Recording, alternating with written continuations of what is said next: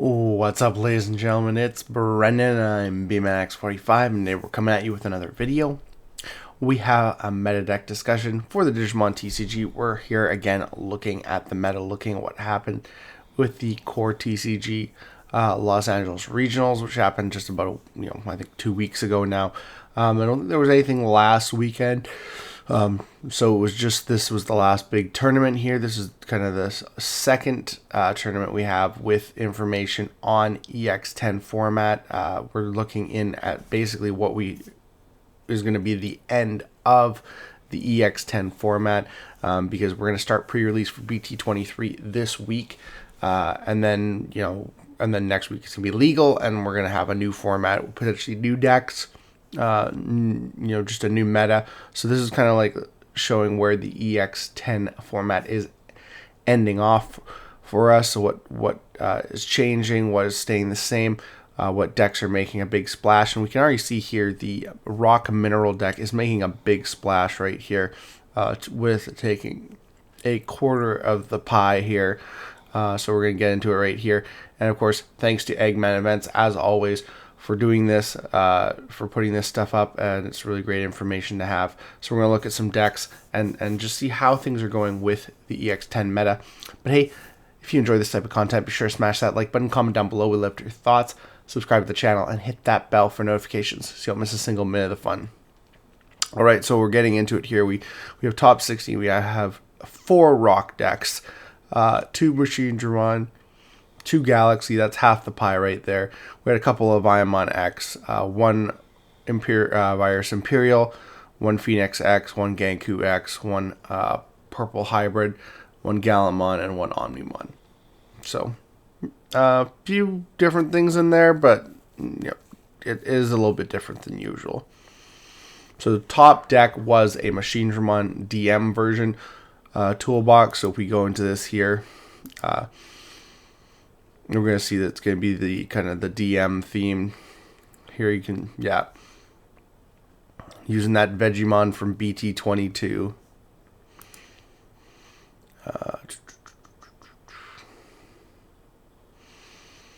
Using Black War Greymon Ace.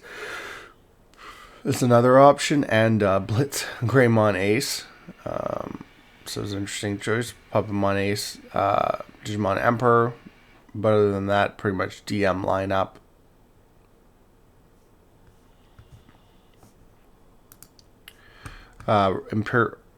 Virus Imperial came in second, so that's actually really cool. Still a really good deck. Using the Salamon tech, that was one of my favorites when I played the deck.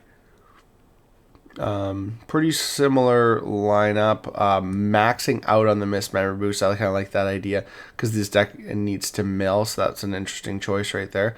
And Jedi's House again is also kind of interesting. So both of those kind of seem all right, but other than that, it's pretty standard lineup. We have Galaxy in third place. We have a Galaxy deck. And this one, of course, is mostly what you think of.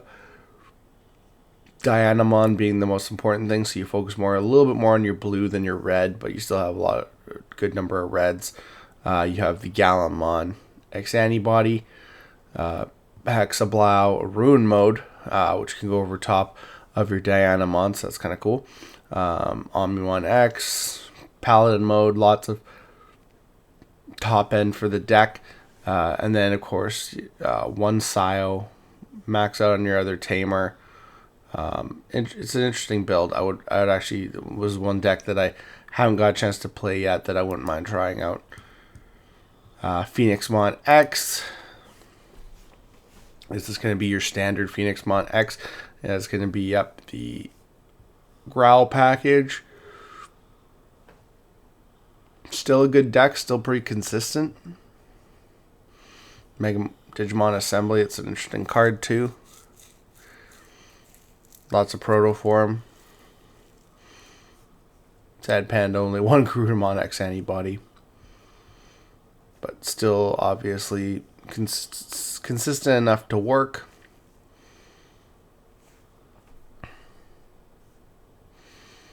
Okay. And what else do we got here? We have Leviathan X. Leviathan X is going to be probably pretty standard. Pretty standard lineup. One Anubis, Ruin Mode.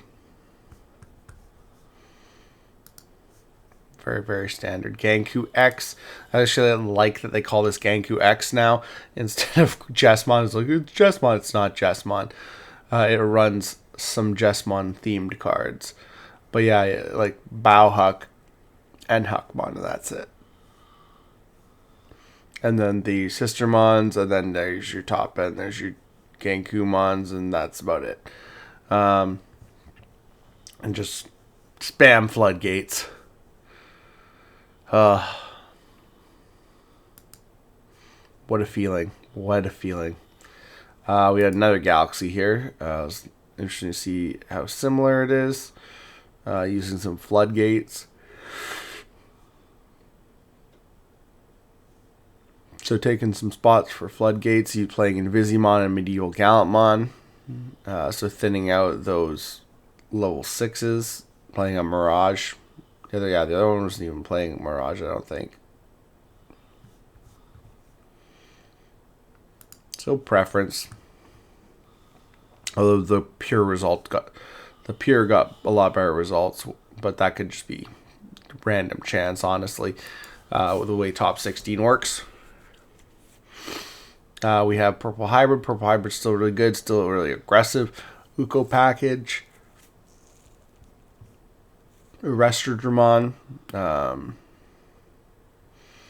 Again, this is pretty standard.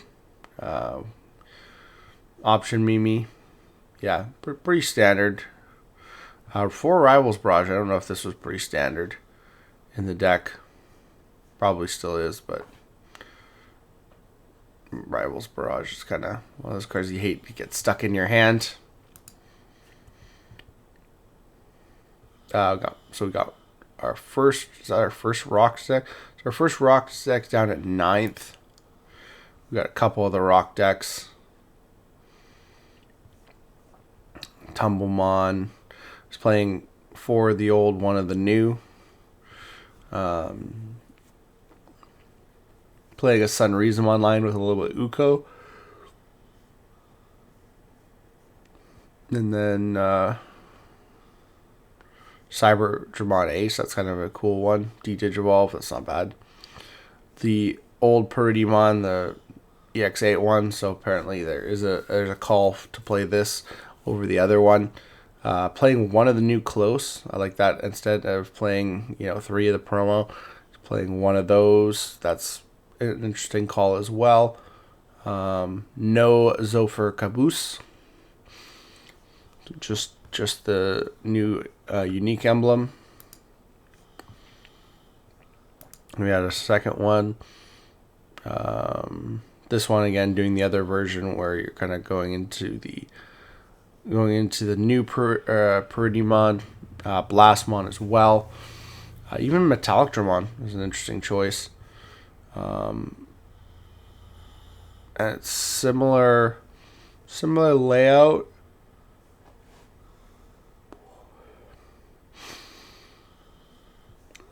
Same tamer layout looks like.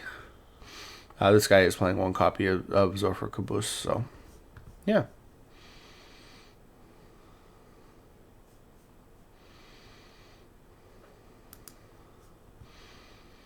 And then we have Machinedramon again, second Machinedramon deck.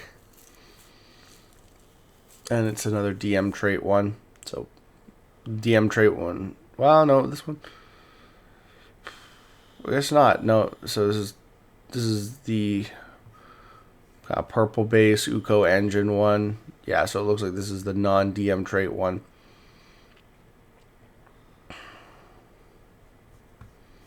So they're both good, and they both can top. They both top at the same time. Gallantmon X. Just like you'd think it was, nothing out of the ordinary here. Still a good deck. Even with Grab Crush at 1, even with Rush Geo at 1, still a good deck. We have an Omnimon deck. So this was an interesting one. I haven't seen this in a while. You actually playing the BT17 support, not playing any of the black support from EX4. 3 Greymons, playing a little bit higher numbers of the BT17 guys, and lower numbers of the CS guys, which is very interesting.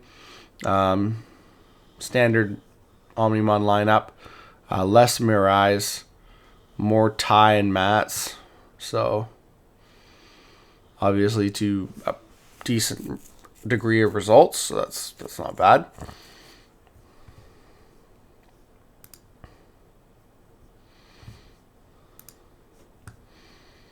And then we have a couple more decks here. We have a couple more rocks and another Levia X here, so we'll just kind of take a look, see if, again, playing Uko in this deck apparently is good.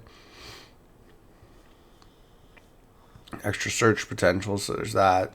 This person's playing 3 of the new close, so that's interesting. And Breath of the Gods. So yeah, that's pretty interesting. And then the last one here, the last rock deck, actually playing some Gotsumon in their deck. And the other Purrhymon line, Loa, Zophyr, not that much. Did I see which Purrhymon they were playing in this one? I don't think yeah, playing the new Purrhymon over the old one, in combination with Machinedramon seems to be the more popular of the two options. I mean, I like the old guy, but it's more control based if you play the new one. And then a Leviamon deck with the Growlmon engine. Oh, never ceases to amaze. And then Minerva as another level 6. That's interesting. This is Levia with no Levia X. This is interesting. Levia with no Levia X. That is definitely interesting. And it's the Growlmon engine, from low end, from level 3, level 4 engine. And then it's the Levia engine on the other side up. So, very interesting. Very, very interesting. Revival from the Darkness. So that was the top 16, guys. Pretty standard stuff. Interesting to see Rocks take 4 spots in the top. It was also good to see Galaxy get some love in there too. I haven't been in there for a while. Same with Virus Imperial, hasn't always been in there all the time. So nice to see some of those decks make some comeback tops. Same with Purple Hybrid. Same with Omnimon. Omnimon doesn't top every single time. Ganku X. Bleh. The second Levia X was actually kind of a cool and interesting build. So congratulations to that player. Just making top 16, because that was an interesting build as well. A few choice cards in there that seemed kind of interesting, especially with the Omnimon, just playing a little bit different than what most Omnimon players are playing. So that's actually really cool. But let me know your guys' thoughts on all this. What do you think about this top 16? Do you think this is how the EX10 meta is going to leave off, and what do you think is going to stick around for BT23, and what do you think is just going to get the boot a little bit, and where do you think we're going to end up in BT23 with the new decks we're getting in the new Hacker Slumber set that we're going to be hopefully pre-releasing this week. Hopefully we get our boxes, guys. But let us know about all these things and what you think is going to happen. And as always, we'll continue to do these meta deck discussions when we get some new tournament data, and just discuss on where we think the Digimon TCG is going, how it's going, and where the competitive scene is leaning. And right now, the competitive scene is really leaning towards Rocks, Machinedramon, and a little bit Galaxy there, which is kind of a neat thing for the game, because I would have, Galaxy's always been good, but I would have not thought that the Machinedramon and the Rocks would be taking so much of the pie. But let me know about what you think about all this down below. Looks like that's all the time we have for this video. Thank you very much for tuning in, and we hope to see you in the next video. As always, have a wonderful day, and that's all for now, folks.